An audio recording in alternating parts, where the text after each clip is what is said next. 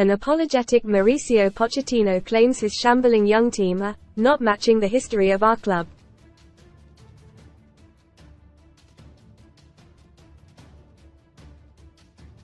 Which suggests the Chelsea boss may need a history lesson himself. Because sitting mid-table and reaching a cup final is very much in line with the club's traditions, if you ignore the 19-year period in which they were funded by Vladimir Putin's mate, Roman Abramovich.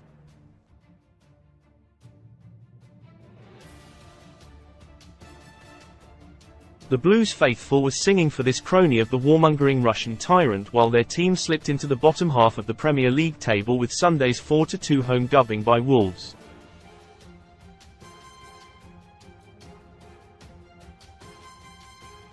Which would hardly have made their £88 million Ukrainian winger Mikhailo Mudryk feel wanted, as Putin's missiles rained down on his homeland.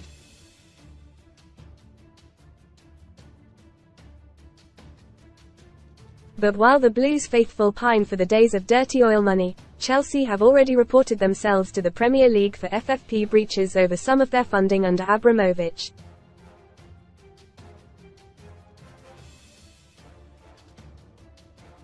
Read more in FOOTBALLGRACE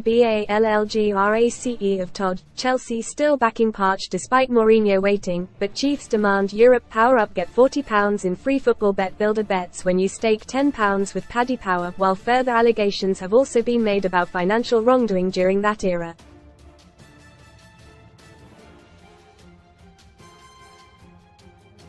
Go to the bridge on match day and you'll probably find a large proportion of the selfie stick tourist brigade, as well as some actors filming scenes for one of Todd Boehly's movies.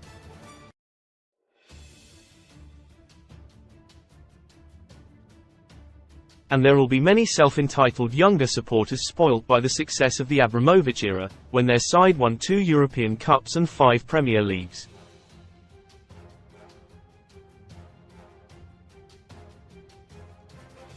The older, often more rational, hardcore remember Chelsea playing league games against teams like Shrewsbury in the early 80s, with the colossal Mickey Droy leading battles against relegation to the third tier.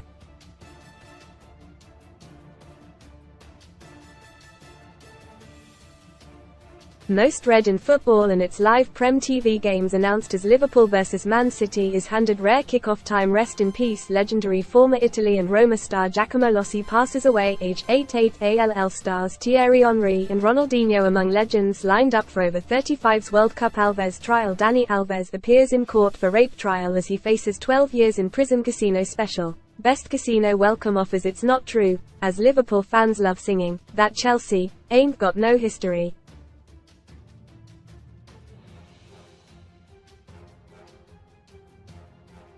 Chelsea have a rich backstory with their own legends, from Roy Bentley and Jimmy Greaves, to Charlie Cook and Peter Osgood, to Gianfranco Zola and Gianluca Vialli.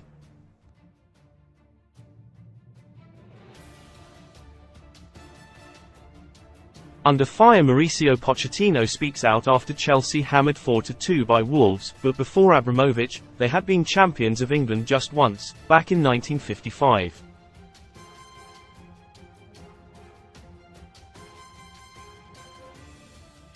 During the following 4 seasons, a young Greaves rattled up an astonishing 124 goals in 157 top-flight matches for a Chelsea team which never finished higher than 11th.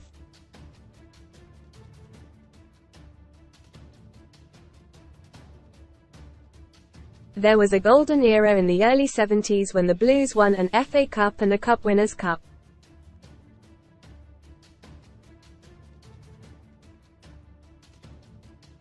Then Ken Bates oversaw 6 successful, forward-thinking years, during which Chelsea won 4 knockout competitions, before he sold up to Abramovich.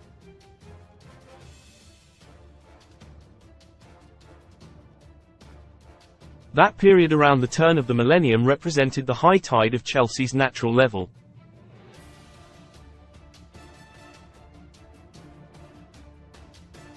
Sure.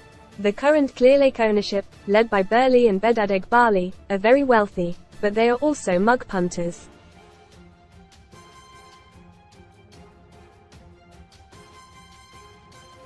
spending £250 million on Moses Caicedo and Enzo Fernandez when the man they flogged to Arsenal for £12 million, Jorginho, bossed the midfield against Liverpool on Sunday, does not say much for their footballing nous.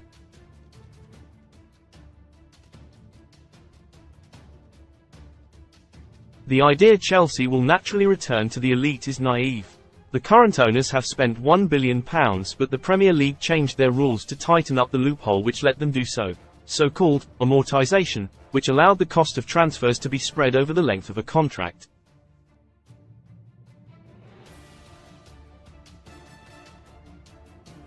Now they are lumbered with a number of bang-average players on very long deals, and a squad lacking experience.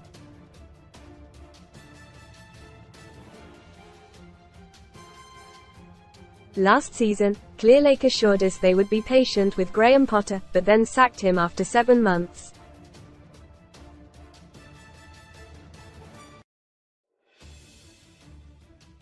This season they have claimed that Pochettino is another, long-term project. They say Chelsea are a different club now, that the fire and fire again regime of Abramovich is a thing of the past.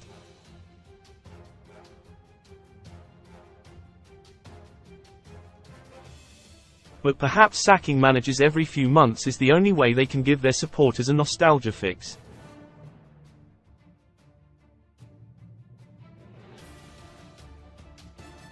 Because Chelsea were only an elite club because of Abramovich and have no divine right to be part of a built-in Big Six, which no longer exists.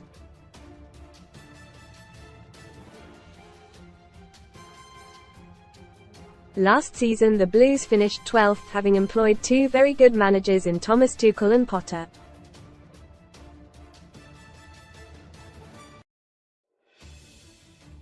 This season, they are 11th under a very good manager in Pochettino. During that walloping by Wolves, supporters also sang for the third coming of Jose Mourinho.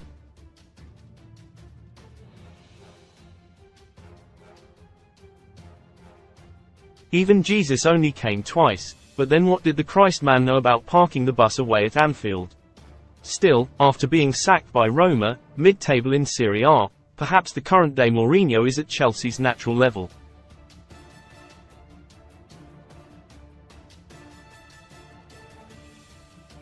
Cop it, Cara allo, what have we here?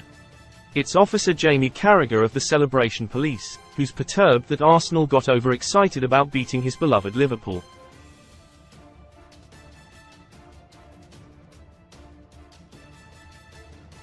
The Sky Sports pundit ordered Gunners skipper Martin Odegaard to get down the tunnel, rather than enjoy a win over the league leaders because his side had just won a game, 3 points.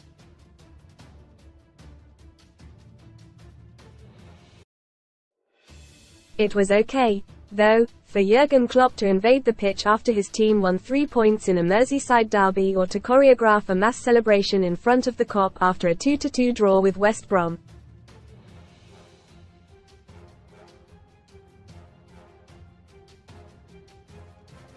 Because that was Liverpool and, as we all well know, for Liverpool, this means more.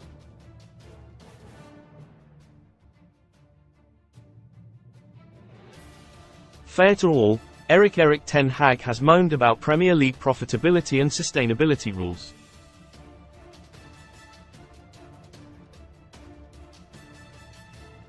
They prevented the Dutchman from buying a striker in January without having to sell another good player to balance the books.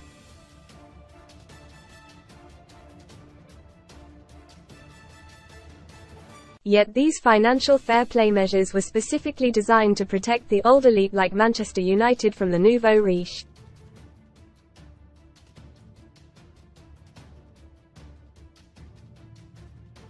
So if the manager of that club doesn't want them, then who does? Prem's top was Newcastle 4 Luton 4, the Premier League's most thrilling match this term. Or, given the drama of Wolves 3 Manchester United 4, was it even the most exciting of the week? Was it the best game involving Newcastle this term, or was that their 3-2 home defeat by Manchester City? And was it the most dramatic one involving Luton, or was that the Hatters' 4-3 home loss to Arsenal? I'd plump for the glorious chaos of Chelsea 4 Man City 4 as my match of the season, but I'm willing to listen to arguments for Liverpool 4 Fulham 3 or Man City 3 Tottenham 3.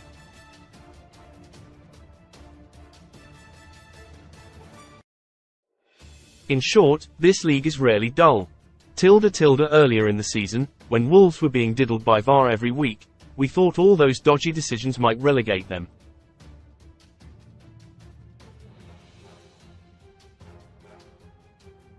It turns out Gary O'Neill's side are so good, they could be robbed of a place in Europe instead.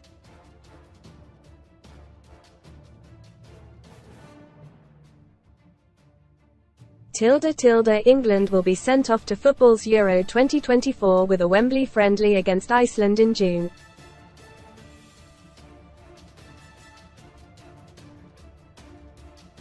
The sound of the Viking thunderclap will be ringing in the Three Lions' ears, to remind them of their last overseas Euros campaign in 2016, when Iceland humiliated them.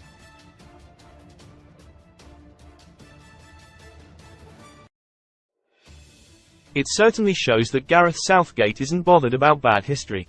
So the 2026 World Cup will see every quarter-final, semi-final and the final played in the USA.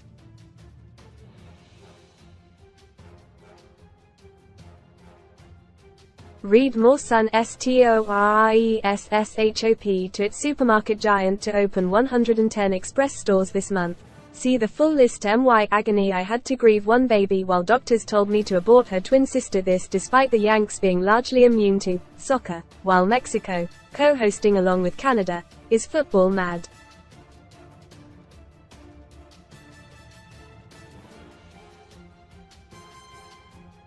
Still, perhaps the Mexicans will pull out if Trump is back in the White House and has built his big wall by then.